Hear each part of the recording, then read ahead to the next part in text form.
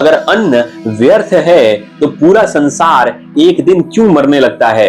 क्या आपने कभी सोचा है कि जो स्वयं संसार के स्वामी हैं, देवों के देव हैं, एक दिन वही भिक्षा मांगने निकल पड़े? जो सबको अन्न देते हैं वही स्वयं अन्न के लिए हाथ फैलाए खड़े हैं। और यही है मां अन्नपूर्णा की कथा, जहां अहंकार भूखा हो जाता है और करुणा तृप्त कर देती है। ये कथा शुरू होती है काशी नगरी से, जहां हर श्वास में मंत्र है, हर मृत्यु में मोक्ष है। एक दिन महादेव और माता पार्वती संवाद कर रहे थे। मां ने पूछा कि प्रभु, संसार में अन्न को इतना महत्व क्यों दिया जाता है? महादेव ने कहा कि हे पार्वती, ये शरीर माया है और आत्मा अजर अमर है, अन्न के बिना भी जीवित रह सकती है।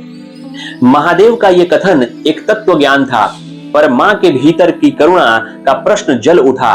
मां मुस्कुराई, पर उन्होंने निश्चय किया कि यदि अन्न का मूल्य नहीं तो संसार इसे अनुभव करके देखे। मां ने अपनी अन्न शक्ति संसार से वापस ले ली और कैलाश पर ध्यानस्थ हो गई। क्षण भर में धरती सूख गई, धान जल गए, गायें दुर्बल हो गई, काशी रोने लगी। घंटियां तो थी पर उनमें शक्ति नहीं थी, दान था पर देने को अन्न नहीं था। तब महादेव ने देखा कि संसार जीवित नहीं, मृत्यु की ओर अग्रसर हो रहा है, और उसी क्षण महादेव का अहंकार टूट गया। उनका तत्व ज्ञान धरा का धरा रह गया।